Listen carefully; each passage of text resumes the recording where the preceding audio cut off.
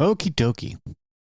Today we're going to learn about the history of the Gnostic belief in the descent of Christ, which is kind of like a retelling of the harrowing of hell. We're going to explore the divine origins of Christ within Gnostic cosmology and his emanation from the realm known as the Pleroma. And then we'll talk about the purpose behind Christ's descent, which was a mission imbued with divine intent to bring salvation and enlightenment to humanity. All right, so let's do this. At the very heart of Gnostic beliefs lies the concept of the Pleroma. When we've talked about this multiple times, but it's worth mentioning again. An idea that is mesmerizing in its complexity and profound in its implications. The Pleroma, derived from the Greek word meaning fullness, represents the pinnacle of spiritual reality, the space where the divine dwells in its purest form. It is a realm so saturated with divinity that it exists beyond the confines of our material world, in a place untouched by the constraints and corruptions found within our physical universe. Now, central to the narrative of Gnosticism is the figure of Christ, a being of exceptional significance.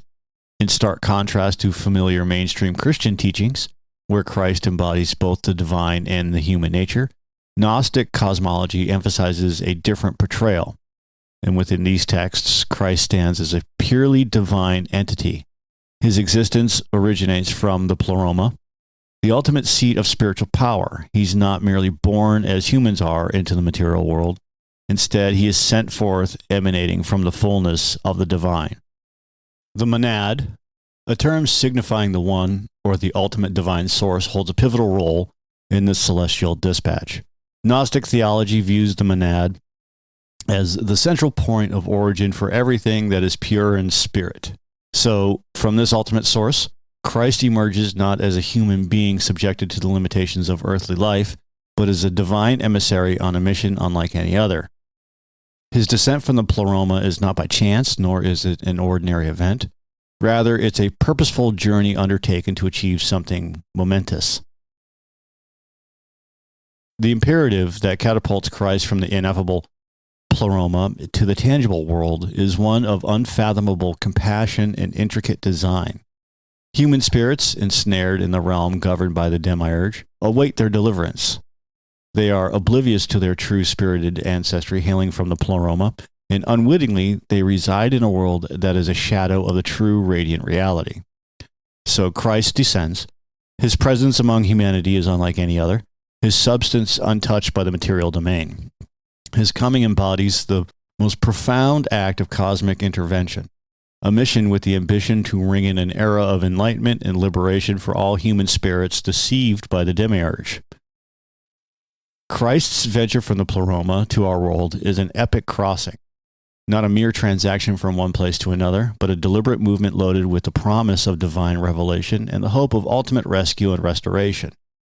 This journey holds at its core a message of transcendence and an offer of salvation, a narrative of escape from the fleeting to the eternal, from darkness into an all-encompassing light.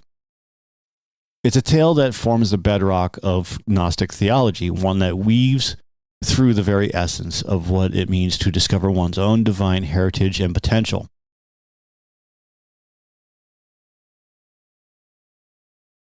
At the core of Gnostic thought lies a profound narrative, the descent of Christ, a mission born out of divine compassion and cosmic urgency.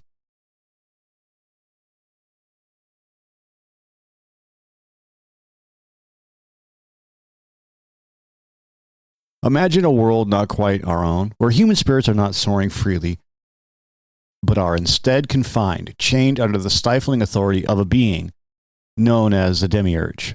According to Gnostic teachings, Christ emerges from the Pleroma, which is believed to be the bedrock of spiritual existence and the abode of the ultimate deity, or the monad. This descent isn't a trivial matter. It's a pivotal moment orchestrated by the divine, a grand gesture of unfathomable love and supreme wisdom. So why did Christ descend to the material world?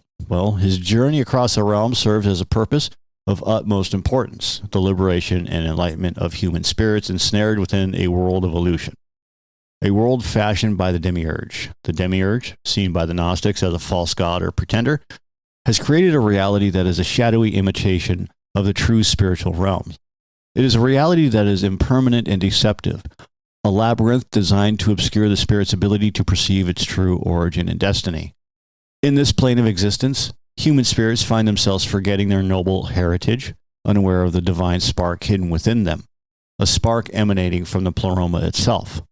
They wander habitually through the cycle of life and death, ignorant of their entrapment. Christ's descent, therefore, is a mission to shatter these illusions, to reveal to these lost spirits the reality of their imprisonment, and to offer them the transcendent knowledge that can lead them to freedom. This knowledge is not simply intellectual understanding. It is a transformative realization that reorients the human spirit to its forgotten home, encouraging an inner revolution. It urges the trapped spirits to gaze upwards and remember their beginnings in the Pleroma and to yearn for a return. This salvific act by Christ is not an end in and of itself, but the beginning of a spiritual journey for each individual spirit. It is an initiation into the esoteric path, which is a path of self-discovery and ascension, where each step taken towards the truth is a step taken towards ultimate redemption. In essence, the descent of Christ is the beacon of hope for all spiritual beings under the Demiurge's dominion. It is a daring incursion behind enemy lines, meant to awaken and liberate and guide the weary traveler back to the embrace of the divine from where they came from, an act of salvation that continues to echo through the annals of Gnostic tradition. The figure of Christ in Gnosticism stands unique and distinct from traditional Christian interpretations. Gnostic texts paint a compelling portrait of Christ not as a teacher or prophet, but as an emissary, where essence is firmly rooted in divinity rather than mortality. In these ancient writings, Christ's very being is conceived as a stark contrast to flesh and blood. He's purely a spiritual entity, a manifestation that transcends the limitations and sufferings of the physical form. This view sets a clear demarcation line between Christ's divine substance and that of ordinary humans.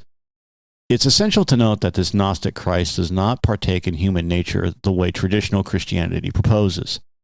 He does appear in the material realm, but his presence is more like a projection or a hologram, a form taken to communicate and interact, but not to be entangled with the transient world of matter. The spiritual narrative of Christ is instrumental as it solidifies his capacity to fulfill his celestial role, to be an unfettered medium between the supreme realms of the divine and the dense, ensnaring realities of the world we see around us. It is this very absence of material binding that allows Christ to perform his work unimpeded by the constraints that bind human souls to this plane. The Gnostics revered Christ as the purveyor of a profound truth, a being who existed beyond the grasp of the world's creator, the Demiurge. As Christ was not of this fabricated world, his teachings bore the authority of one who knows the true reality beyond the veil. Christ, in Gnostic tradition, is the bringer of light, not a light that can be seen with the eyes, but one that illuminates the spirit from within.